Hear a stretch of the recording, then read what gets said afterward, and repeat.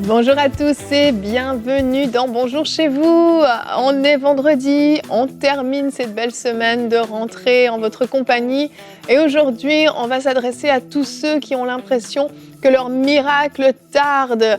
Ils sont dans l'attente depuis longtemps, peut-être c'est votre cas, vous avez besoin d'une percée, vous avez besoin que Dieu intervienne et les mois passent, les années passent et vous avez l'impression peut-être même que Dieu vous a oublié. Sachez-le, Dieu ne vous a pas oublié. Et aujourd'hui, on va vous encourager avec Frank et Aurélie. Hello! Amen! Oh, Evelyne, vendredi de ta première semaine de retour, je le termine en célébrant avec une main d'applaudissements pour toi, Evelyne. Un applaudissement. Ça a été de plus en plus... C'est crescendo, là, vraiment. Du mauvais côté, ouais. Oui, vraiment, là, c'est descendu.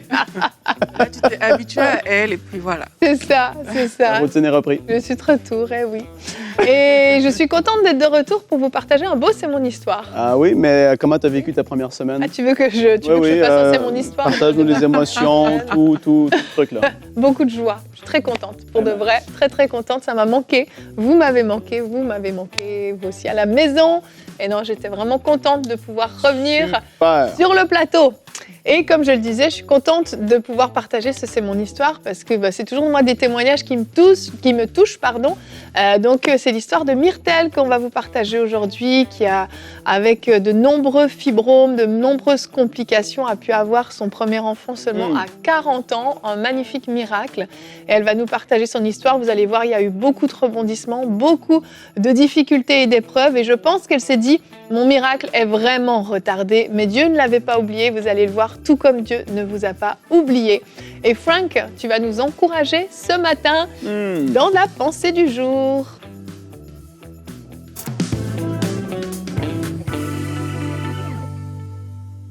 Et oui, parfois, ça semble long.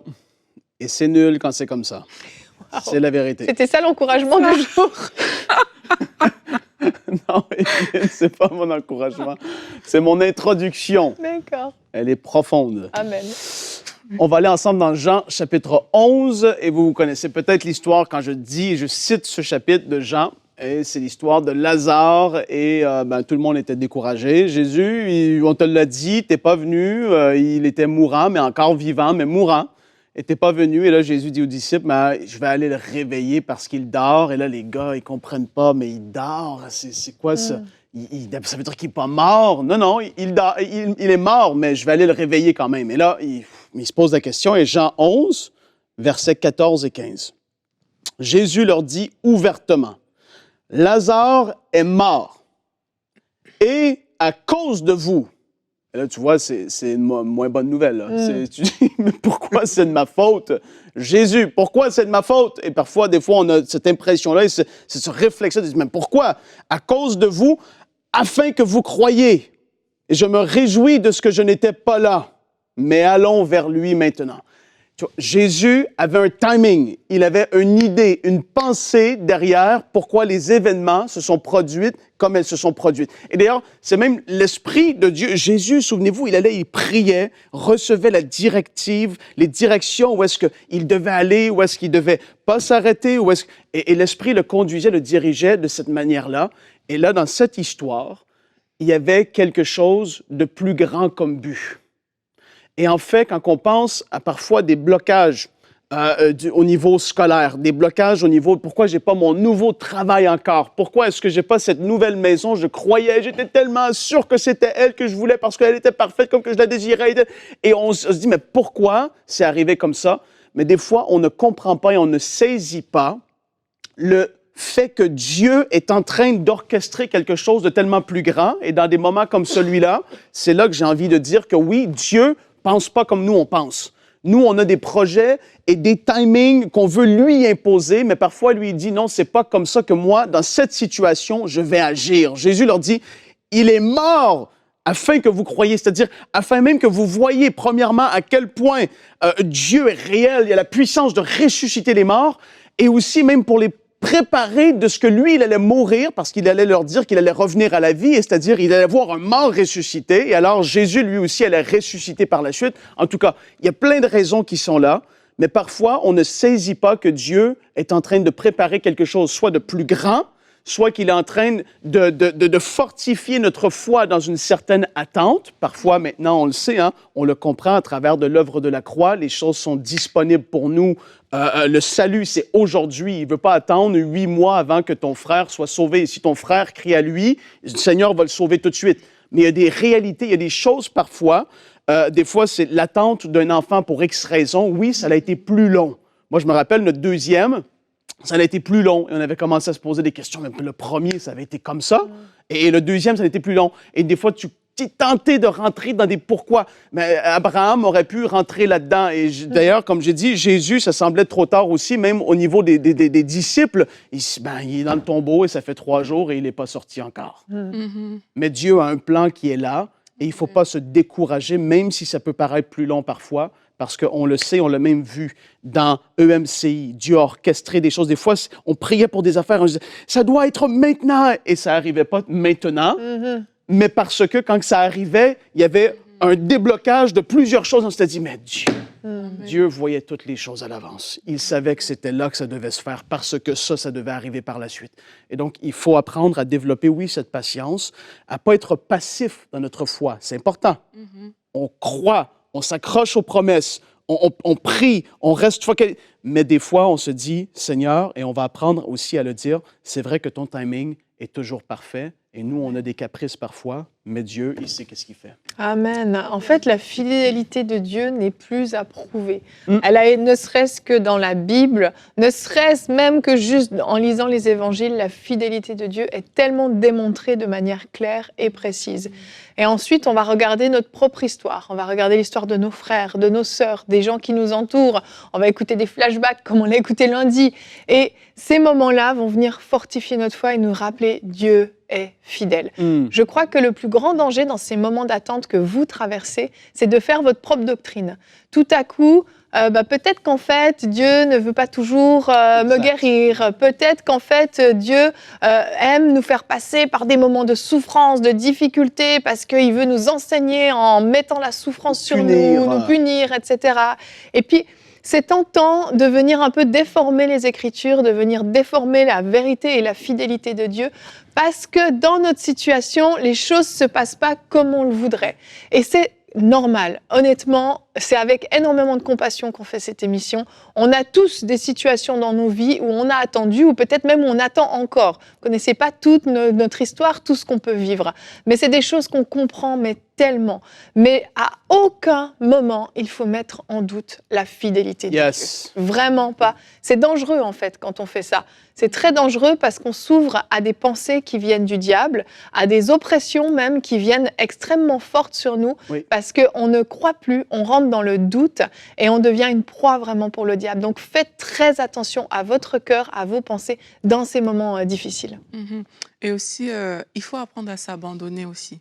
Parce que parfois, on tient tellement à certaines choses que c'est tellement ce qu'on avait désiré, un peu comme Frank a dit, que tu arrives à un moment où ça ne se fait pas. Et puis, c'est là où ton cœur, comme tu dis, s'ouvre à beaucoup de choses. Mais il faut apprendre à s'abandonner au plan de Dieu et savoir que le plan de Dieu est parfait. Moi, il y a une phrase que j'ai déjà dit à Dieu, que si tu me bénis, si tu ne me bénis pas, je t'ai choisi. Amen. Et c'est comme ça. Oui. Donc, s'il y a des choses qui peuvent arriver, les choses peuvent ne pas arriver, je ne peux pas remettre en doute l'amour de Dieu, la bonté de Dieu, sa fidélité, parce qu'il y a quelque chose qui n'arrive pas dans ma vie à moi. Et je crois que quand on s'abandonne, on peut réussir quand même à le faire, en fait. Et aussi, les plans de Dieu sont parfaits. Je suis convaincue, ça c'est quelque chose que personnellement je porte dans mon cœur.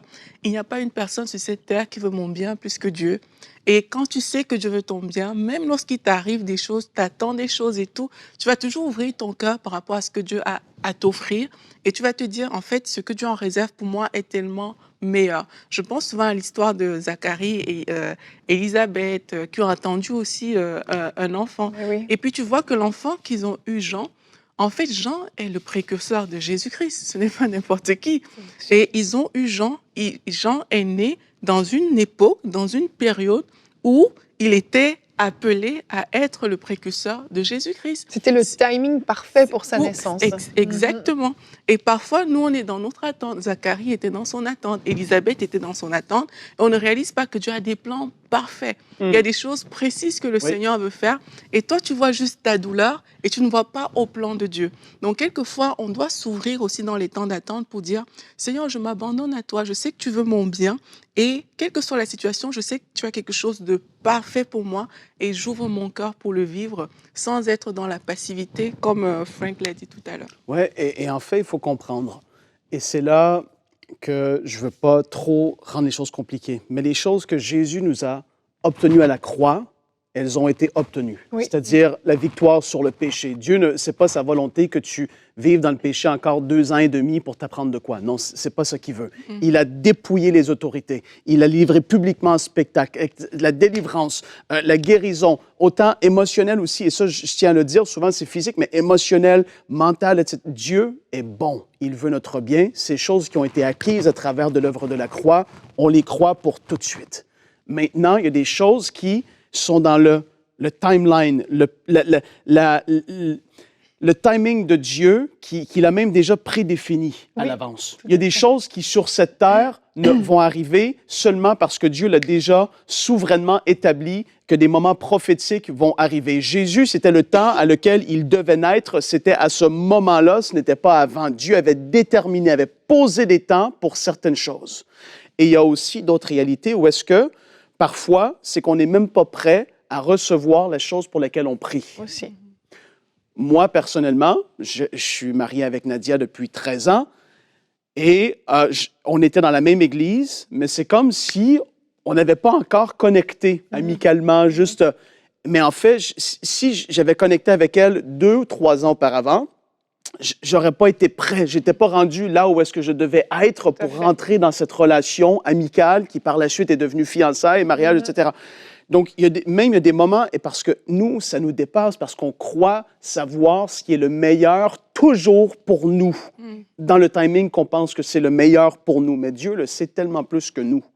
Et c'est pour ça que des fois, il y a des choses que Dieu a déjà prédéfinies concernant, comme j'ai dit, le travail, l'école, des relations, même des connexions divines. Dieu, à un moment donné, nous connecte divinement avec une personne. C'était pas le temps il y a 6 mois. C'était là que ça devait arriver et c'était comme ça que Dieu l'avait déterminé. Et il faut apprendre à être patient par rapport à ça. Donc, des fois, on prie, comme je l'ai mentionné, pour une maison, on prie pour une situation financière, on prie pour des relations.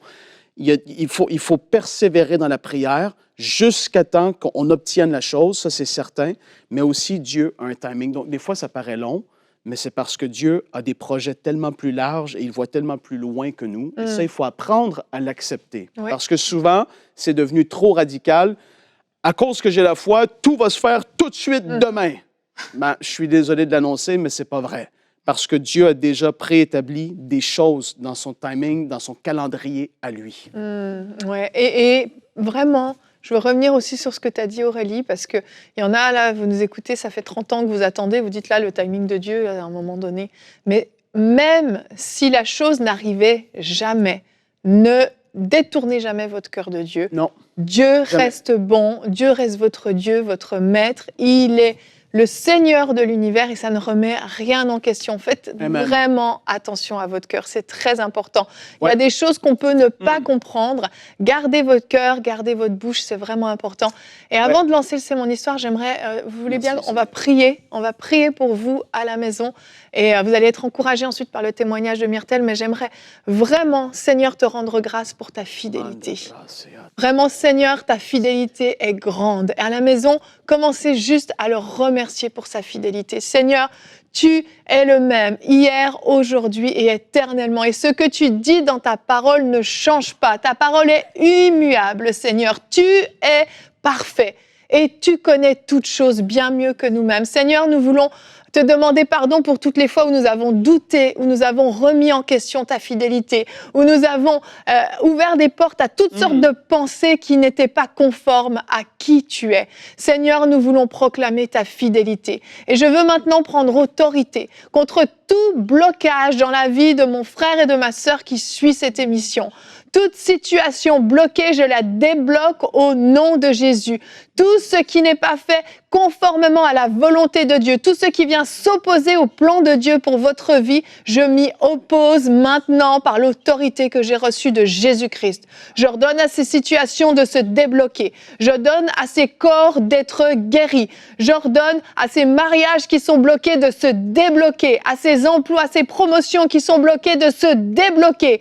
Toute situation financière compliquée, je débloque ces situations dans le nom puissant de Jésus. Merci. Seigneur Dieu, te bénissons. Merci, et nous te rendons grâce parce que tu es bon et fidèle. Oui.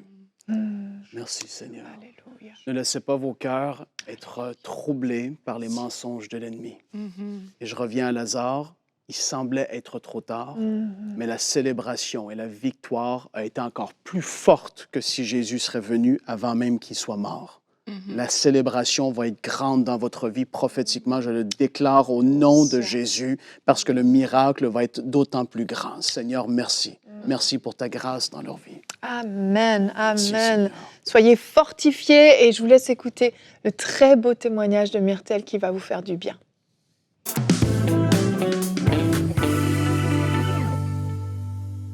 Et on se retrouve pour notre rubrique « C'est mon histoire ». Et aujourd'hui, nous recevons Myrtelle. Bonjour Myrtelle. Bonjour. Ça va bien? Ça va très bien. Myrtelle, je suis très contente de t'avoir sur le plateau. On se connaît personnellement parce que tu es membre à l'église locale dans laquelle je suis. Et aujourd'hui, tu as rencontré un témoignage d'un miracle que tu as vécu dans ta vie, d'un bébé, on va le dire tout de suite, que tu as eu après 40 ans quand même, après plusieurs difficultés, plusieurs temps d'attente. Et on va mettre le contexte. Toi, tu es née dans une famille chrétienne. Tu connaissais le Seigneur quand tu étais petite.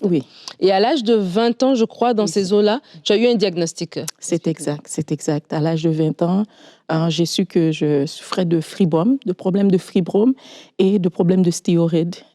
Et à partir de là, ça a été un contour de ça parce que à cette époque-là, je me venais juste de me marier, la vie était belle, on voulait avoir des enfants et tout ça.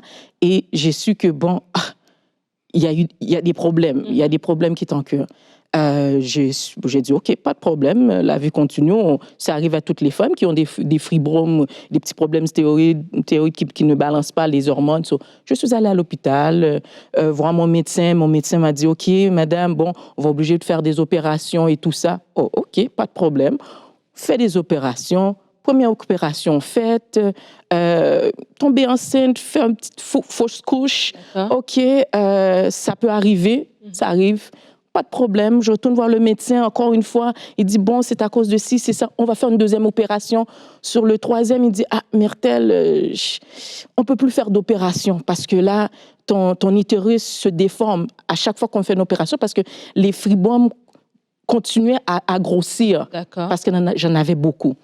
À partir de là, bon, ils me disent, ça peut arriver que tu n'as pas des enfants comme tu l'aurais voulu, comme tu avais planifié, toi et ton mari. Là, mon mari, de mon côté, lui, ça passait pas. Ça passait pas. Et on a commencé à avoir des problèmes. Et en fin de compte, on s'est quittés. D'accord. Donc là, tu as le diagnostic des fibromes et d'un problème de thyroïde qui fait que tes hormones ne sont pas bien régulées. Quand même, tu es capable de concevoir parce que tu fais une fausse couche. On te fait les opérations, donc on te dit médicalement, on ne peut plus continuer, sinon ça abîme ton utérus. Et là, ton mari qui devait te soutenir et dire qu'on va traverser cette épreuve ensemble, il te dit, si tu ne me donnes pas des enfants, je te quitte. Alors là, la relation s'arrête. Et là, comment tu te sens toi-même en tant que là, tu connaissais quand même le Seigneur, bon, tu étais catholique de confession de ta famille. Comment est-ce que tu vis tout ça émotionnellement? C'était très dur, c'était très, très dur parce que là, je me dis, mais tu es mon mari, tu devrais être là pour moi. Mais il était parti. Qu'est-ce qui est arrivé? À ce moment-là, où je travaillais, j'avais une sœur qui fréquentait notre église. Et par coïncidence, elle est venue me voir en me disant, Myrtelle, il y a une activité à l'église, est-ce que tu veux venir? J'ai dit, oh oui, parce que je cherchais Dieu, parce que j'ai prié pour ça. Et quand elle est venue, j'ai dit, oh, oui, bien sûr. Et à partir de là, je me suis intégrée à l'église, je me suis convertie à l'église parce que à ce moment-là, j'étais la solitude totale, l'inquiétude, la peine. Et je me dis, est-ce que je vais devoir rester comme ça, sans avoir quelqu'un dans ma vie, sans avoir des enfants? Est-ce que l'autre personne que je vais rencontrer va me soutenir? Parce qu'il y en a un qui m'a quittée. À partir de là, je me suis accrochée à l'église, j'ai servi, je me suis baptisée et j'ai voulu rencontrer Dieu à un niveau pour que je puisse avoir des réponses. Okay. C'est ça que je voulais. D'accord. Et là, tu commences cette relation avec Dieu, qui était un Dieu que tu connaissais un peu lointain, mais bon, tu avais ta vie. Et là, tout ça arrive. Et là, tu dis, Seigneur, je dois te connaître pour qui tu es. Et là, tu t'investis dans l'église, oui, au niveau des activités, au niveau de servir Dieu. Mais il y a toute une transformation aussi qui s'opère entre toi et le Seigneur. Tu rencontres Dieu pour de vrai. Oui, c'est là que je sais qu'il y a un Dieu. Oui. À partir de là, j'ai dit à Dieu, si tu me donnes un autre mari, je sais que tu vas me donner un enfant. Oui. Et dans un événement familial, j'ai rencontré un enfant, un ami d'enfance. Et à partir de là, on s'est accrochés, nous deux, et on s'est mariés. Okay. En 2017, on s'est mariés. Et à partir de là, une autre étape de ma vie a commencé. Est-ce qu'à ce moment-là, tu avais peur que ce que tu avais vécu avec ton premier mari, parce que là, les années aussi avancent, donc même toi, dans ton âge aussi, tu avances, en te disant, là, maintenant, lui... Mais tu l'avais dit au départ qu'il y avait cette situation-là et que s'il voulait s'engager avec toi, il fallait qu'il soit prêt à ce que peut-être que tu n'aies pas d'enfant. C'est justement. Mais il avait déjà des enfants. Mais il m'a dit, tu sais quoi, Myrtle, c'est pas toi qui décides. Hein? Mais quand il m'a dit ça, j'ai dit non, c'est pas toi qui as dit ça, ça c'est Dieu qui me parle à travers mon mari. J'ai dit, tu as raison, c'est pas moi qui décide. À partir de là, il était au courant de la situation, bien sûr. On a commencé à cheminer. Et quand je me suis mariée, je me suis dit, bon, c'est le moment que je rentre à un niveau plus profond avec Dieu, de me donner à Dieu, et je veux connaître Dieu. Connaître Dieu, mais connaître qui je suis en Dieu. Et c'est à partir de là, bon, j'ai fait des jeûnes, j'ai fait d'autres choses, mais qu'est-ce qui m'a attiré, qui m'a mis à un autre niveau avec Dieu, c'est les prières. Je priais. Les 3 heures du matin, je priais. J'avais des sœurs qui m'ont encouragée, qui m'ont encadrée pour arriver à cette bénédiction, je pourrais dire. Parce que dans des moments, quand j'étais découragée, eux me boussaient, ils disaient non. Ah, reprends-toi, ressaisis-toi. Et ça m'a aidée. Et c'est à partir de là, j'ai dit non, Myrtle, il faut que je sais qui je suis en Dieu, parce que dans les moments de découragement, je regardais des témoignages, j'ai dit mais non, si Dieu, papi, tu es mon père, tu m'aimes, si tu peux faire ça pour un tel, tu peux faire ça pour elle. Elle témoigne, je veux témoigner ta grandeur moi aussi. Et je sais que tu peux le faire. À partir de là, ma mindset, ma mentalité a changé. Quand le monde me disait, Myrtle, tu commences à vieillir, accepte. C'est pas tout le monde qui a des enfants. J'ai dit oui, mais c'est pas tout le monde, mais je suis la fille préférée de papa. Non, il va me donner l'enfant. Je vais porter l'enfant et je vais voir cet enfant se manifester. À partir de là, j'ai commencé à faire des actions. Je faisais à manger. Je mettais un plat pour mon mari, un plat pour moi, un plat pour mes enfants. La première fois que j'ai fait ça, mon mari me dit, mais attends, Myrtle, voyons, c'est qui on a les invités? J'ai dit, non, ça c'est pour les enfants. Il dit, ok chérie.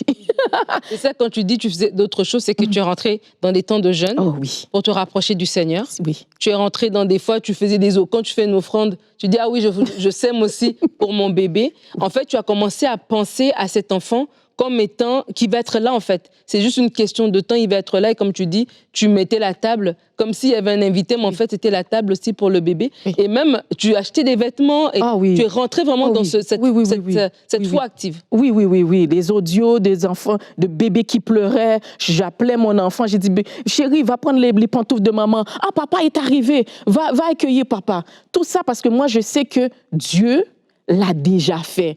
C'est juste que, comme la parole dit, on vit dans ce monde, mais on n'est pas de ce monde. Ça veut dire spirituellement, tout a été déjà donné. C'est juste qu'on ne le voit pas. Je me suis dit, mon enfant est là, tôt ou tard, je vais voir cet enfant. Oui. Et donc là, vous êtes mariés et je crois que 5 ans vont s'écouler. Oui, 5 ans. Et à un moment donné, tu rentres dans ce process de prière et on prie à l'église aussi, Oui, voilà, sûr. tout ça. On prie pour ça. Et il va se passer à un moment donné, c'est que tu vas voir ton cycle, comme à chaque mois, voilà. Oui. Et il y a quelque chose de différent qui va se passer cette journée-là. Oui. Après une prière de 3 heures du matin, je m'en vais à la toilette et je vois mes menstruations. Et j'ai une colère, j'ai une sainte colère. Parce que je me suis dit, non, c'est inacceptable. C'est le temps. Là, c'est le temps. J'ai dit aux menstruations, non. Qu'est-ce que tu fais là? Ici, là, c'est pas ta place. Cette adresse, j'ai cité mon adresse. Tu t'es trompé d'adresse. Qui t'a envoyé? Je t'ai pas appelé. J'ai dit, mais je suis enceinte. T'as pas remarqué, je suis enceinte? Et comme je suis dans la toilette, j'avais des vêtements qui étaient pliés. J'ai pris les vêtements, je les ai mis en dessous de mon chandail. J'ai dit, regarde-moi. J'ai dit, tu m'entends? Non. J'ai dit, peut-être tu m'entends pas, mais je sais que tu as des yeux à voir. Regarde mon ventre. Je suis enceinte. Je veux plus te voir. Après 9 mois, tu pourras revenir. Mais maintenant, je veux plus te voir. Et quelques mois après, Dieu m'a fait de grâce. J'ai pas vu les menstruations. J'ai dit, oh, non. J'ai commencé à crier. Et j'ai commencé à faire des tests. Oui. Et quand j'ai vu, ça faisait tellement longtemps que j'ai pas vu 2 lignes. Quand je l'ai vu, j'ai dit yes. Oh yes, papi, tu es grand. Oui, et j'en ai fait plusieurs pour me rassurer. À un moment donné, j'ai dit non, Myrtle. Non, Dieu l'a fait. Relax. Et là, la grossesse, quand même, à cause de ton arrière-plan, des opérations que tu avais eues, il y avait quand même aussi une crainte au niveau de porter cette grossesse-là. Comment tu te sentais? Comment tu as fait pour garder ton état d'esprit, tes pensées focusées, positives, focusées sur oui, ce bébé-là, Dieu l'a mis dans mon ventre, mais Dieu va aussi le mettre dans mes bras, ce bébé va arriver à terme? C'est que j'ai toujours eu une paix interne. J'ai eu une paix depuis le jour que j'ai vu... après tous ces tests, le dernier test, Dieu a dit non, c'est fait. C'est fini. C'est fini. So, pendant tout ce temps, les médecins me disaient, oh Myrtle, il faut revenir chaque semaine parce que les fibromes grossissent, on veut voir si le bébé grossit aussi, si les fibromes va pas prendre au-dessus de la grossesse. Et j'ai dit, la thème Satan. Non, Satan, tu arrête. C'est fait. C'est accompli. Oui. C'est décidé là. So, à chaque fois qu'il y avait quelque chose, il y avait des douleurs, il y avait quoi que ce soit. Mais en même temps, j'avais un calme. J'étais sereine parce que je sais que c'était accompli, c'était fait. C'était juste le moment là. Et Dieu t'a béni avec une belle petite fille. Oh, alléluia. On la regarde, on a l'impression qu'on l'a dessinée. C'est pour ça qu'elle a pris autant de temps, ce bébé-là. Il fallait prendre le temps de la dessiner. Une belle petite fille. Et alors qu'on termine ce témoignage, Myrtle, je le disais avant le début de l'enregistrement, que des fibromes, il y a beaucoup de femmes qui l'ont. Des femmes qui ont plus de 40 ans, qui n'ont pas encore leur bébé. Il y en a qui écoutent cette émission. Est-ce que tu as un mot? Des fois, c'est l'expérience. C'est le vécu peut parler à une autre personne qui est en attente, elle aussi, de son miracle, un couple qui est en attente. Est-ce que tu as un mot que tu peux dire à une femme aujourd'hui? Ne découragez pas. Dieu est fidèle. Il n'est jamais en retard. Il est jamais en retard. Des fois, la bénédiction, elle est tellement grande. En ce moment, elle serait trop grande pour que toi, tu l'acceptes. Mais la patience, la persévérance. Dieu n'est jamais en retard. Amen. Et vous avez la preuve, je suis là avec toi. Oui, j'ai la preuve. Je me rappelle quand tu m'as appelée et tu m'as dit « Et j'avais les larmes aux yeux. J'étais tellement contente. Enfin, Dieu l'a fait. Et Dieu n'est jamais en retard. Dieu est fidèle. Dieu a été bon. Et pendant tout ce temps d'attente, Dieu a travaillé ton cœur. Tu t'es rapproché de lui. Et il t'a donné ce qu'il avait déjà prévu de te donner. Et aujourd'hui, il te donne l'occasion de témoigner et je sais que plusieurs femmes, plusieurs couples seront bénis à travers ton témoignage. Oui. Alors, merci Myrtle d'être venue partager ton témoignage. Merci beaucoup. Merci. Alléluia! Yes. Moi, j'aime ce genre de témoignage. Elle, c'est une femme qui a été violente pour se saisir de des promesses de Dieu. Dans la foi. Ah, vraiment? Dans la foi, oui. Merci de préciser. Non, mais super. Wow. Vraiment très, très édifiant, très encourageant.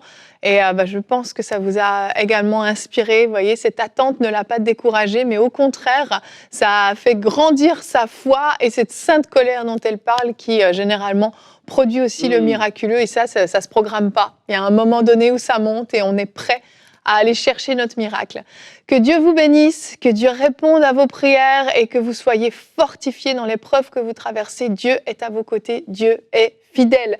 On se retrouve la semaine prochaine. Je vous souhaite un bon week-end et bonjour chez vous.